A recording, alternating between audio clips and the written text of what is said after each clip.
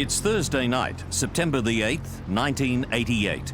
Barely 2 years since headlines around Australia told of the terrible rape and murder of Sydney nurse and beauty queen Anita Cobby.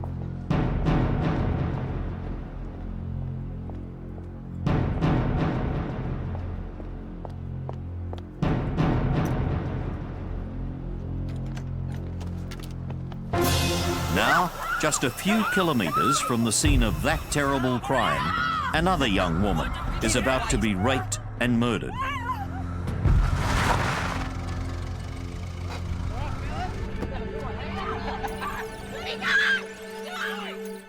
And the news media will soon carry the incredible revelation that among those charged with the murder is a 14-year-old boy.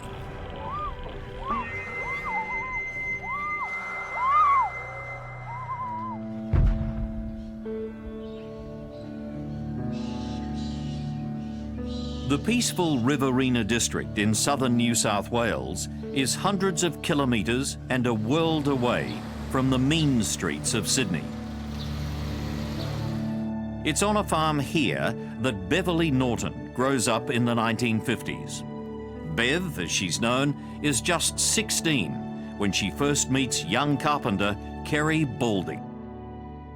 Kerry, his grandmother and aunt lived next door in the house in between where my Auntie Lola lived, and there was their grandparents' house and then our new house. Love slowly blossoms, and 5 years later they're married, just after Bev's 21st birthday. The couple buy a home in the regional city of Wagga Wagga, where Kerry starts a joinery business and where their first child, Carolyn, is born. Then, in 1967, comes their second daughter, Janine. Always a bubbly little girl, and stood up for herself well and truly as she was growing up, and she had a few little friends, not a lot, but a few little friends, and she was a loyal friend to anybody who made friends with her. I remember in Canberra, she got stuck between two beds there once because she was always looking around, always crawling around. We used to go a lot away with Mum and Dad, or Bev's ma, for weekends. And she was the villain with the joy of the family.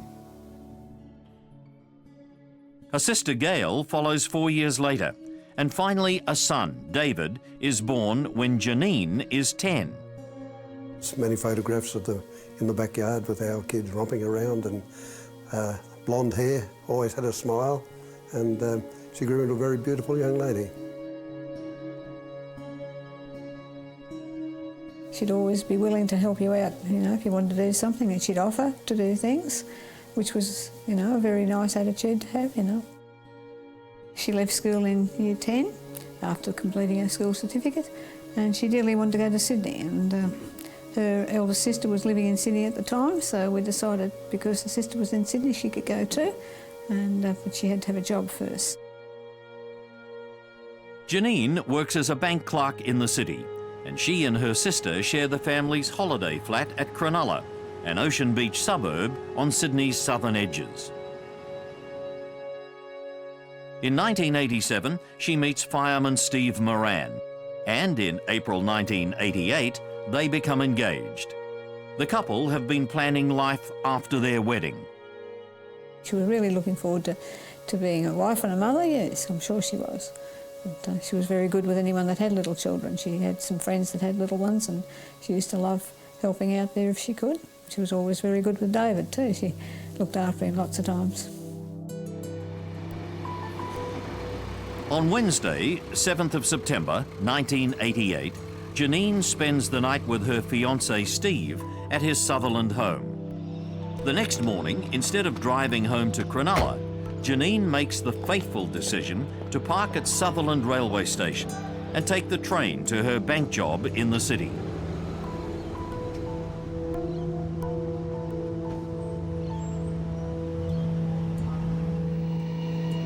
Central Station is a bustling centre of activity for travellers and commuters. It also attracts homeless teenagers who sneak onto the trains to find a dry place to sleep. Some homeless juveniles are runaways escaping from dysfunctional families, while others are simply antisocial rebels who reject all authority. Many of them turn to crime, but no matter how serious their offences, society still holds out hope that they'll reform. To give them a second chance when they become adults, the law protects their identities. 3 of the kids featured in this story cannot be named and will be called simply M, W, and B.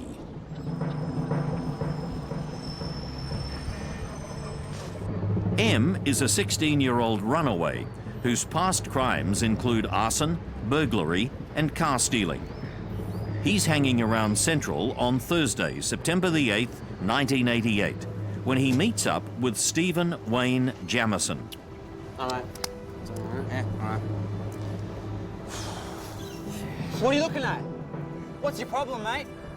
Hey, what are you looking at me for? Get lost. Keep walking, bastard. Four-eyed prick. Jamison is 21 and is known as Shorty because of his stunted physique, his body having been damaged before birth by his mother's intake of alcohol. Mate, let's get out of here before I do something drastic.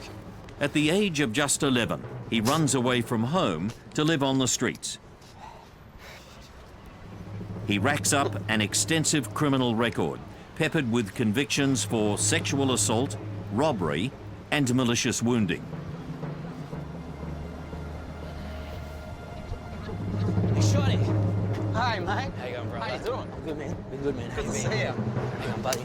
How you guys been? Shorty and M are then joined by 15-year-old W, who's been a ward of the state since he was 5. He's chosen to live rough on the streets after repeatedly rejecting offers of a normal life in various foster homes. His police record already includes charges for stealing and sexual assault. At the moment, he's linked up with an intellectually retarded girl named Carol Ann Arrow. Hey, Carol. Huh? Where you been? Nowhere. Huh? I saw you talking to that guy before. Who's just arrived in Sydney after running away from her home in a country town. Don't do that. Huh? What's that? Seen another fella? No. That'll be right. Mucking around. The last to join the group is B. He's a 14-year-old delinquent who's been living on the streets since he was 9. What are you up to, mate, little fella? Nothing really. Yeah?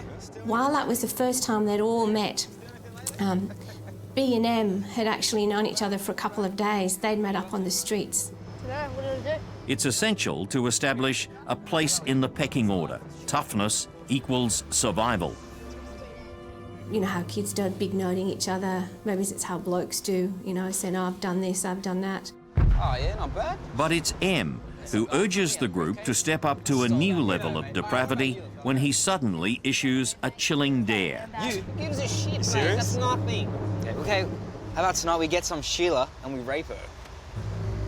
Yeah. Yeah. It's all right, mate. It's not bad, man. You want that, mate? I'm up for that. You up for that, boys? Shorty. Yeah? Shorty, man. You up for that? All right, that's it.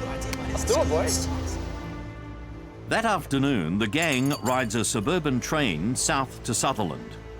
And they put on such a show for the passengers on the train. They were just big noting each other and being incredibly rude and being loud and noisy.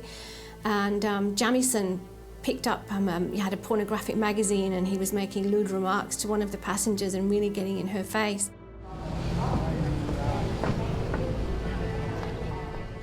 Shorty Jamison's ugly behaviour on the train fixes him in the woman's memory, and she'll later be able to clearly identify him.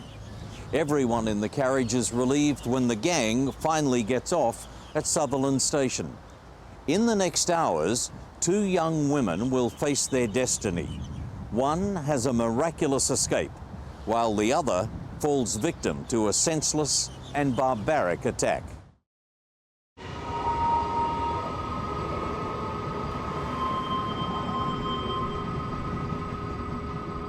It's the evening of Thursday, September 8th, 1988. and a gang of young thugs is loitering in the car park at Sutherland Railway Station in southern Sydney. 19-year-old laboratory technician Christine Mobley leaves the station on her way home. When I started to walk towards my car was the first car lined up along the car park. As I walked towards my car, I noticed there was this group of youths.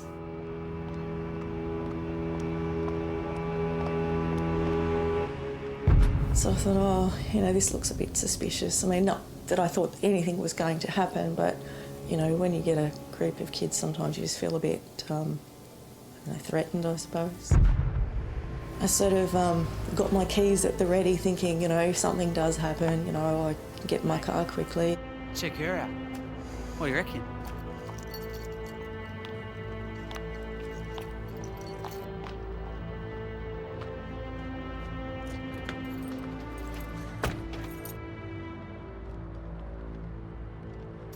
I quickly got into my car and he walked up to my window and said, oh. Hey, you got the time? Yeah, it's 5:15. You got any cigarettes? No, sorry, I don't smoke. You got any money? And there was a flick knife held here. And I just went, oh my God. And Stupid slag.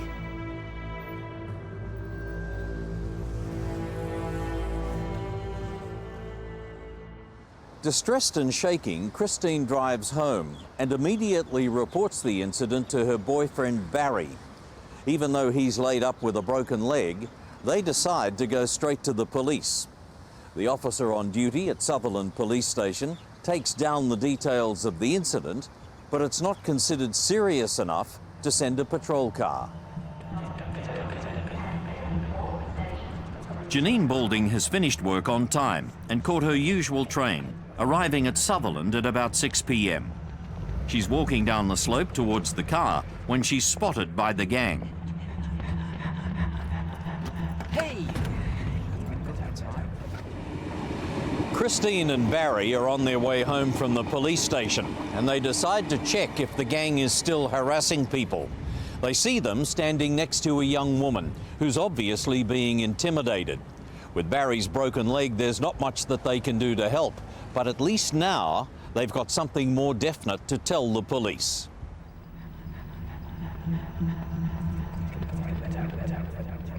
Have you got any cigarettes? No, sorry. You got any money? Not for you. M pulls out a knife and threatens to cut her face if she doesn't do as she's told. Just then, the alarm sounds and M grabs her keys. I ran inside, you know, basically barging past these people. I said, look, there's a woman there, the same youths are there, you've got to get down there. The police unfortunately went to the wrong car park. They went to the car park on the other side of the railway line. There's a lot of car parks at Sutherland Station, as people who live down there know, but they did not go to where Christine had seen Janine, and I still feel, you know, it was a mistake on their part. The police then drive around to the other car park, but they see nothing suspicious. There's no gang to be seen and nothing to indicate a young woman has been abducted.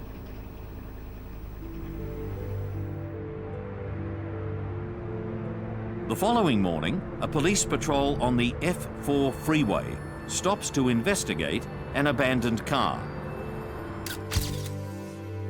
Inside, they find some underwear and not far away, a handbag.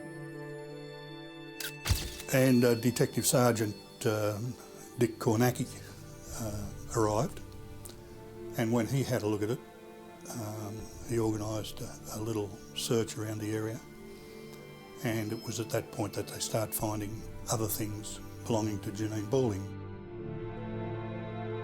The police then find that Janine has not arrived at work and her fiancé Steve hasn't seen her since the previous evening.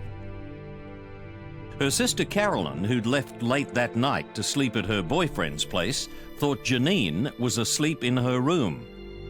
A check at the Cronulla flat confirms she's not been home. The police then ring Janine's family in Wagga Wagga.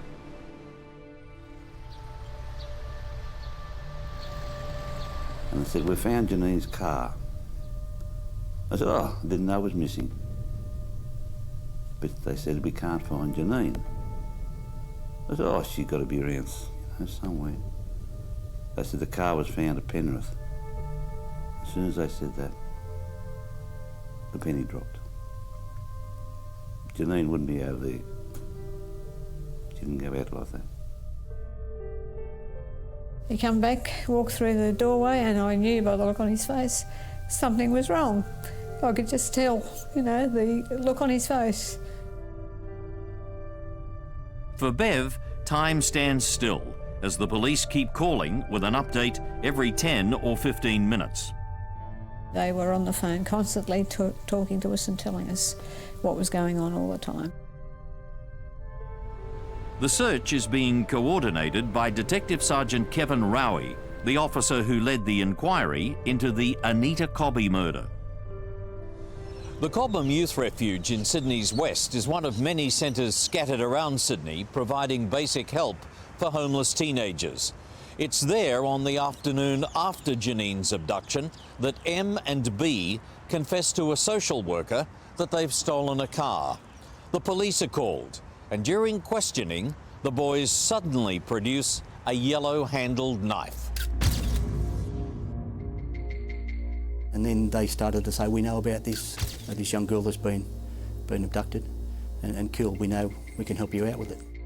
So now they're trying to, I'd imagine, because they've been arrested with a stolen car, trying to look for some type of assistance to try and help themselves out, and then volunteered a story.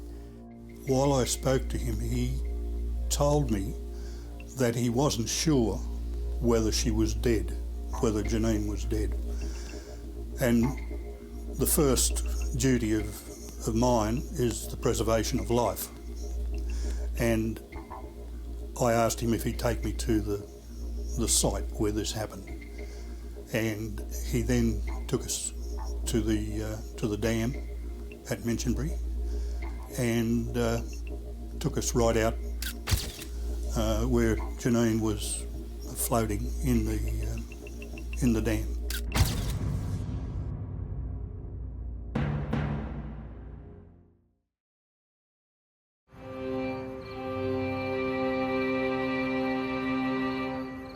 It's around midnight when M and B lead two police officers to a dam in a paddock beside the freeway at Minchinbury in Sydney's west. You just picture the scene in a quiet, darkened park area off the road, off the M4 freeway. Here's his dam, and all of a sudden here's Janine's body floating in the water.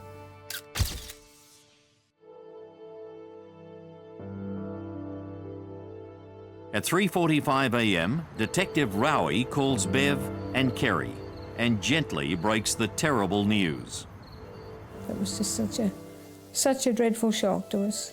And of course I wanted to go and see her, make sure it was her. It was the first thing I wanted to do. I thought, I said to Kerry, we've got to go down to see her, make sure it is her.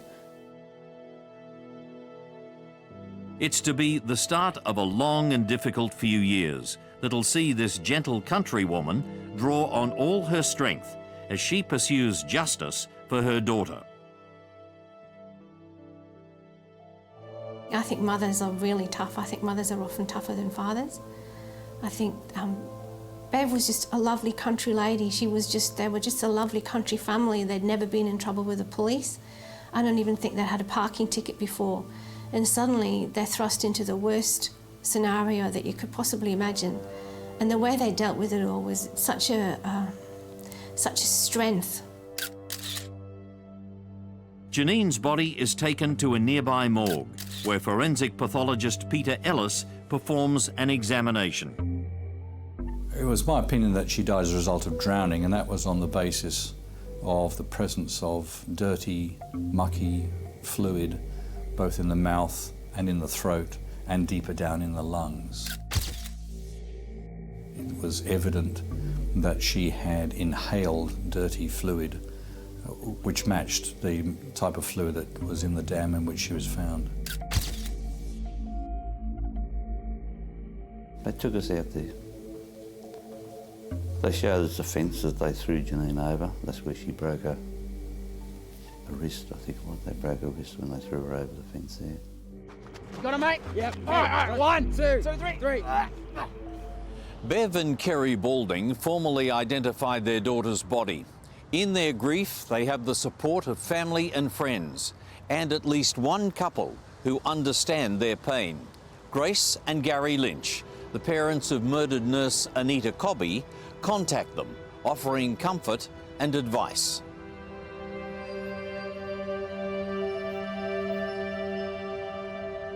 You know, you knew that they knew the pain that you were feeling, whereas to deal with anyone else, to say, you know, I'm sorry and I know how you feel, they have no idea how you feel. If you haven't felt that pain yourself, you just do not know. It's just something that's just incredible.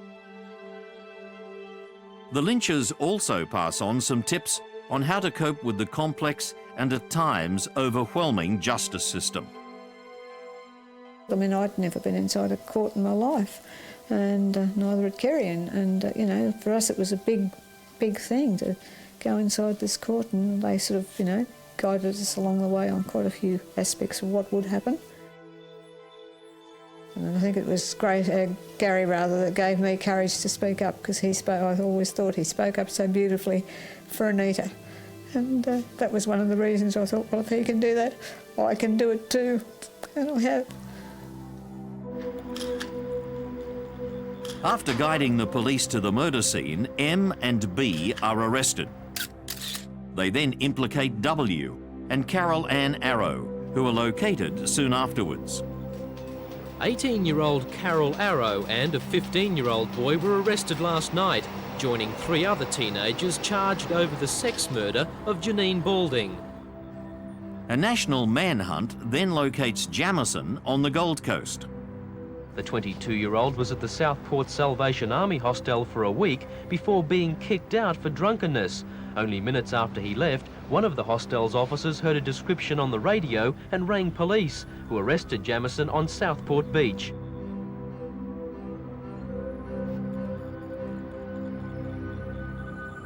Jamison immediately confesses to having been present, but denies he took part in the killing. In fact, each gang member denies killing Janine, and they all give a different account of what happened. All 5 are charged with theft, abduction, sexual assault, and murder.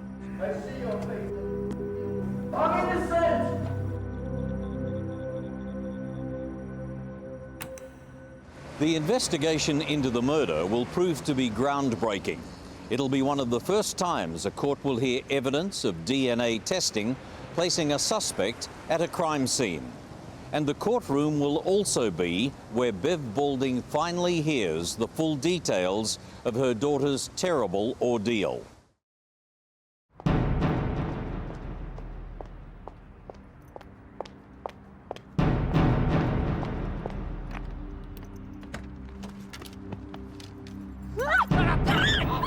Shut up! Put your hands up!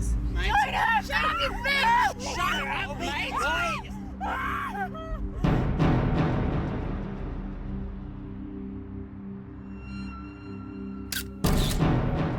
The gang that abducted Janine Balding has been arrested. Police now set about gathering witness statements and collating the evidence the prosecution will need to prove the charges of rape and murder. One challenge is to unravel the truth from all the lies that are being told. In their first statements, all of the kids told the truth about what happened, but they all blamed it on someone called Scott Aegis, who was another fellow street kid. But the police discovered that Scott Aegis, not only was he not there, but he had a perfect alibi because he was with another youth worker at the time. The version they were giving was they were introducing all these other people, and they were effectively talking in the third person. So in other words, what they were describing is what they did, and yet they're putting other people's names to it. So they're trying to really distance them from it. Christine Mobley attends a police lineup and identifies M as one of the youths who accosted her at the car park and whom she later saw intimidating Janine. Got the time? And the police officer kept saying to me, make sure you look up and down the line, because he knew every time I go 1 or 2 and I go back, 1 or 2 and I go back to him. I knew as soon as I walked into that room who it was.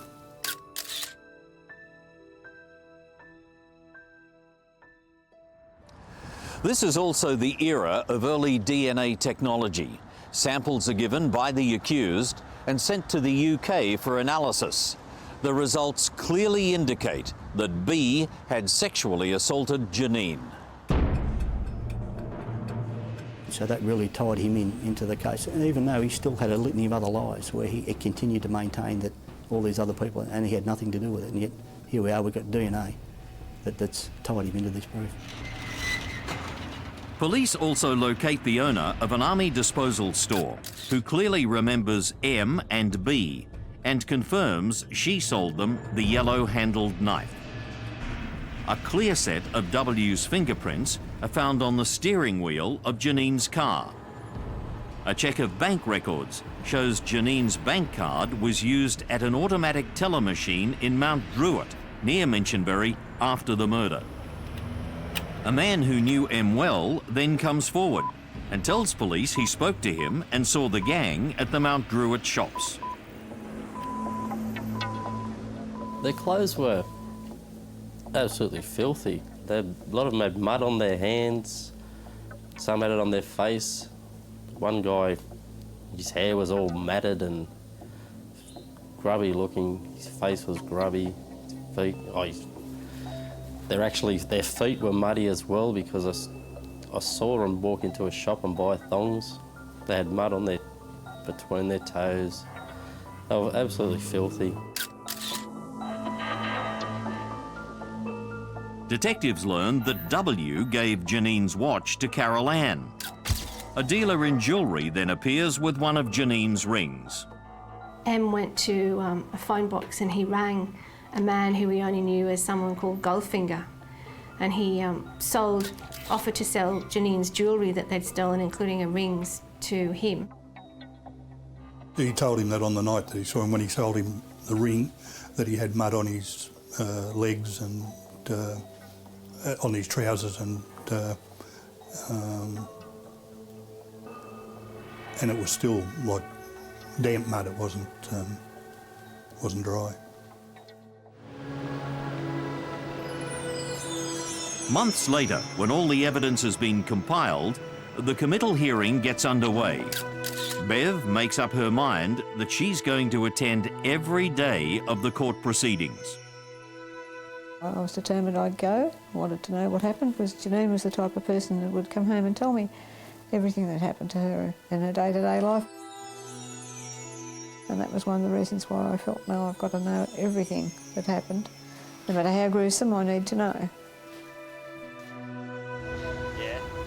At the committal hearing, she and Kerry first get to see those accused of their daughter's murder. I'm not shitting you, mate. You know me.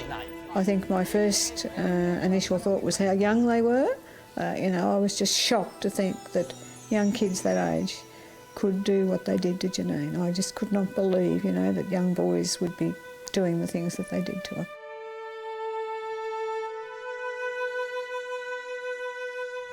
The charges of abduction, theft, sexual assault and murder are read out.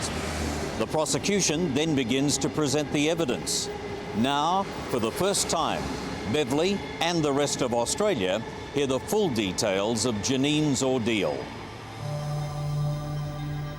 As soon as Christine Mobley and her fiancé drive off to tell police they've seen a woman being harassed, the gang quickly forces Janine into the back seat of the car. Get out the door! Open the door, baby! Open the door!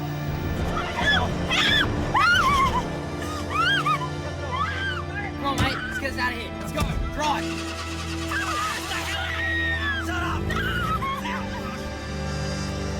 W takes the wheel, and they drive off.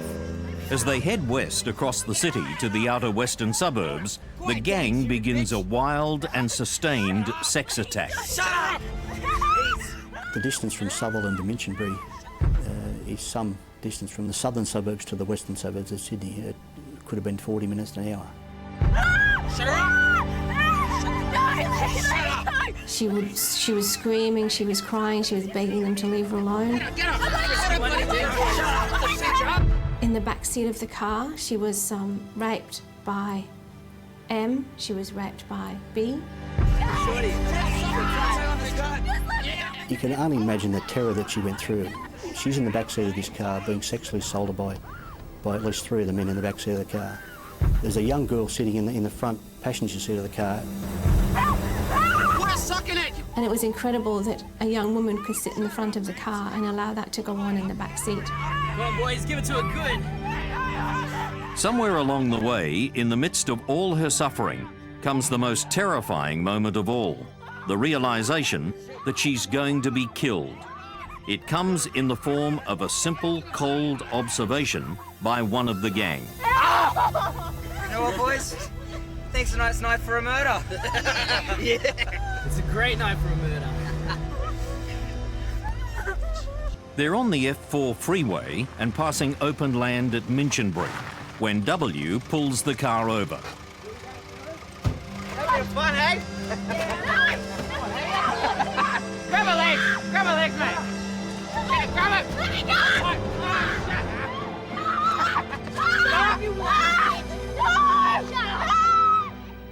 And then once she was taken to the scene in the darkness, to be taken behind the car, and again the sexual act continued behind the car. Shut your bloody mouth! You've been a nuisance the whole time! Shut up! Damn it! Just one of sheer terror. Absolute terror. That's the throat, mate. Come on, quick, quick. On. Oh, beauty! Then they've tied her up into the fetal position, dragged her over a fence, and taken her through some scrub to where this dam was. Get her over, get her over! All right. 1, 2, 3.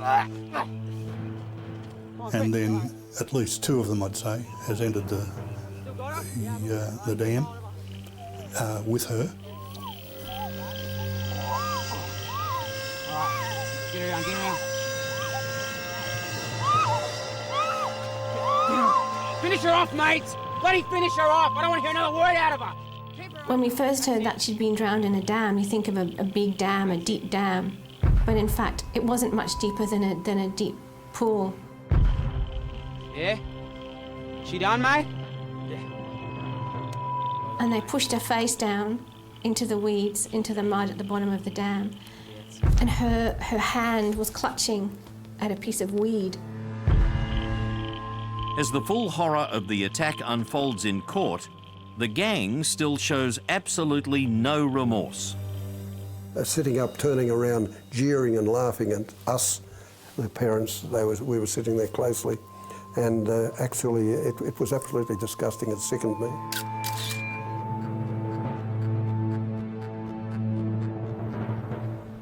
After the murder, the gang removes Janine's jewellery and takes a bank card from her bag along with the pin that she'd written on a piece of paper.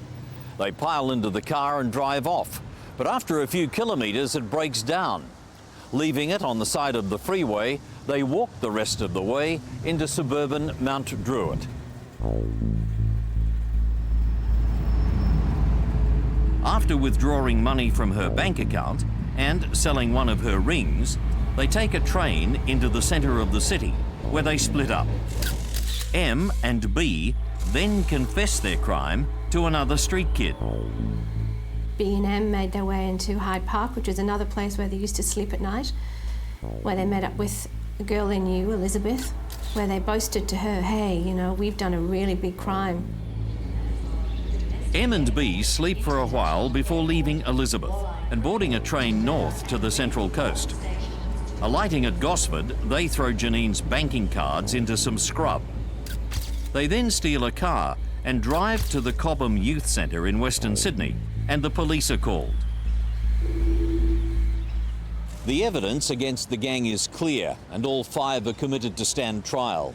Some months later, the trial is well underway when the gang suddenly claims their accomplice was not Shorty Jamison, but another street kid named Shorty Wells. It's enough to have the trial aborted as the judge orders police to track down Shorty Wells. For Bev Balding, the mistrial is yet another mystery in a perplexing legal system.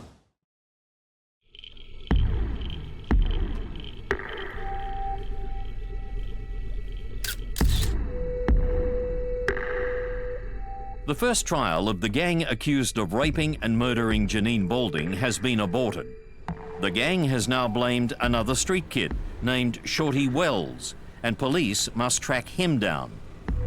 The extraordinary claim comes after 3 weeks of evidence, and despite the fact that the 3 young men have been sitting together in the dock every day. We feel very much for the Balding family, and they're going to be absolutely horrified. The whole house think it's a shemuslim. Bev Balding, still struggling with her grief, must wait months before another trial. While she's been spending most weekdays attending all the court sessions in Sydney, her 10-year-old son David has stayed at home with Kerry. And they all just had to look after themselves while she was here, looking after Janine as she saw it. And young David was so hurt.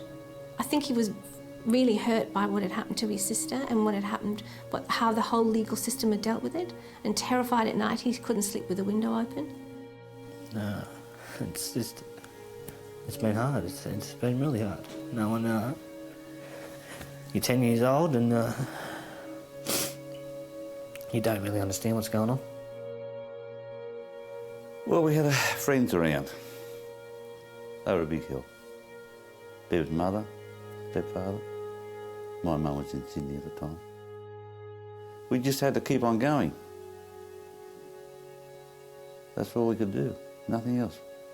Step up a lift here for Gail and David, but that's all I could do.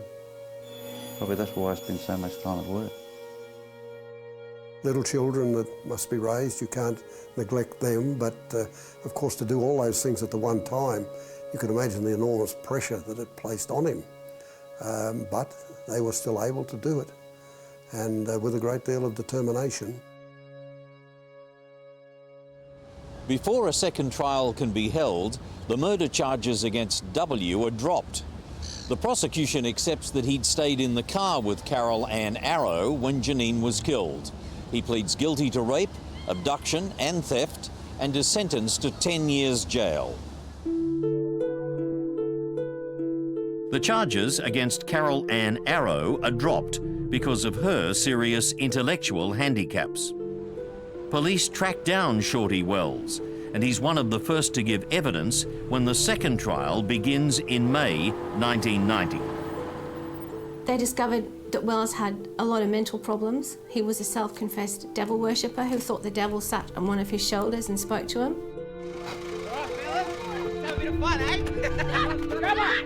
While Wells's involvement is obviously a lie, Shorty Jamison's presence at the murder is established by testimony from 3 separate witnesses. Matt Simmons gives evidence at the trial, stating that he clearly remembers seeing Jamison with M at Mount Druitt on the night of the murder.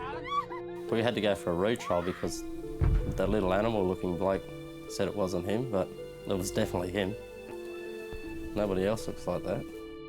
Another witness is the woman who was confronted by Jamison on the train to Sutherland.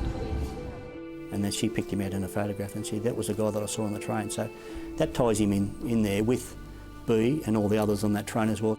I took that easy. There's also the testimony that Jamison bragged about the murder to one of his prison cellmates. This prisoner came forward and said that he had nothing to hide, he was dying and he wanted to get it out of his system, and he said that Jamison did say that he killed Janine, he would do it again. Next, the defence has psychologists testify that the gang is intellectually disabled, including M, who some detectives believe was the gang leader. Gives a shit, mate. That's nothing.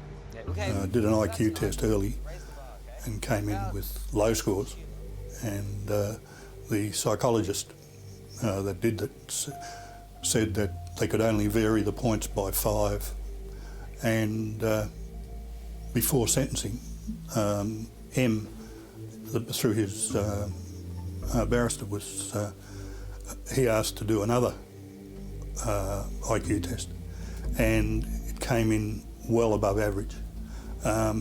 So the 5 points went out the window by at least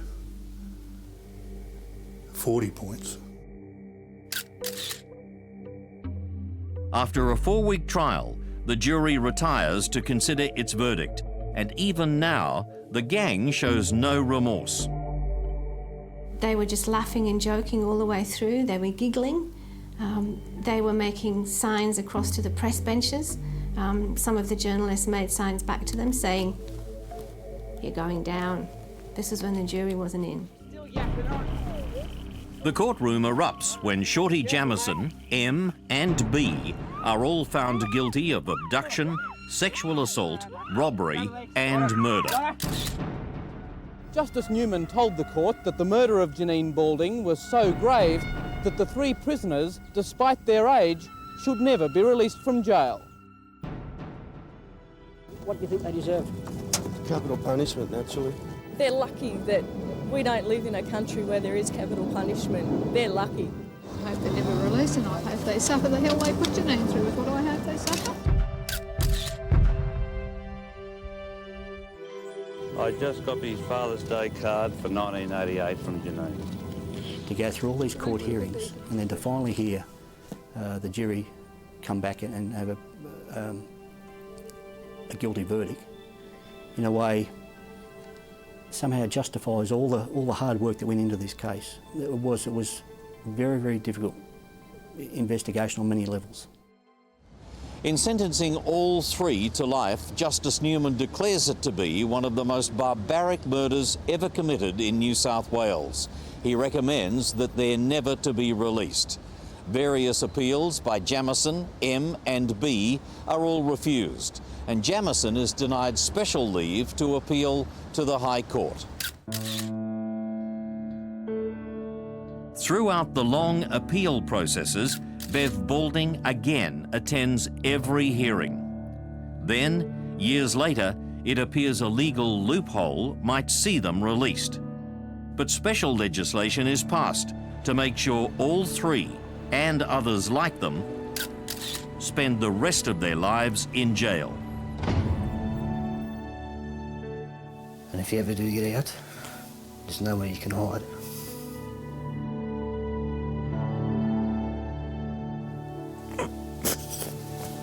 Because we'll find you. Detectives bent over backwards for us. Every little item that come up, they told us, they rang us and told us. Yes, the homicide police were wonderful, you know. We've virtually made friends with some of them today that we still receive Christmas cards from, and the odd phone call from time to time, and they've been really wonderful. They were wonderful at the time. They were very kind and good to us and helped us out as best they could at the court, and you know, that was a great support. As a young detective working on this case, I was very fortunate to be in the presence of very experienced detectives, and it was a great learning experience for me, and lots of things that were told to me, and I watched and as they worked. You know, the guys of the vintage and the colour of Graham Rosetta, Kevin Rowie, John Carroll, Warwick Laney, Tom Sharp. These are all legendary detectives that have been around for a lot of years. While 3 of the gang were jailed for life, W served just 7 years of his 10-year sentence before being released on parole in 1996. He then robbed, raped, or sexually assaulted at least 4 other women over the next 2 years. All the attacks occurred while he was either on parole or free on bail. I think he was a really good liar. He'd been in trouble since he was a child. I mean, we get told about his troubled childhood, but how many people do you know that have a troubled childhood and live a normal, happy, healthy life and don't commit crime? This guy is bad to the core. And you look at them as kids because of their age, but they're cunning, rat cunning. They play the system, they know the system, play it for what it can be in court.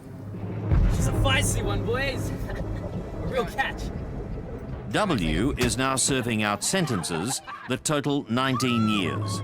He'll be eligible for release on parole again in 2017. Meanwhile, the emotional fallout from the case is unending. Christine Mobley will forever wonder if there was something more she could have done. Hey, you got the time? Yeah, it should be about 6 o'clock. But it's just that those guys may be in jail, but we're the ones with the life sentence, not them. I mean, it wasn't my daughter. I didn't know Janine. And what I feel is probably nothing compared to Mr. and Mrs. Balding and the family, but it's very hard to deal with. Very hard. Of course, it made a big difference to Christine's life. I feel very sad and sorry for Christine in the circumstances. You know, she possibly feels that she didn't do enough, but as far as I'm concerned, she did all she could do. Among the Balding family and the many other relatives and friends who knew and loved Janine, there is no forgiveness for the unrepentant killers.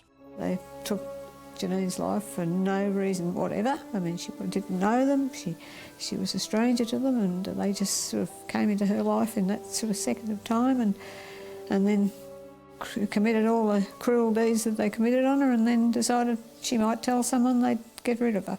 Shut up! Please don't shut up! And of course it wasn't just a quick death. I mean, she would have died a slow death with what they did to her. You're gonna like it. To think that, you know, how terrified she must have been that night. I cannot, for the life of me, never ever will forgive them for what they did.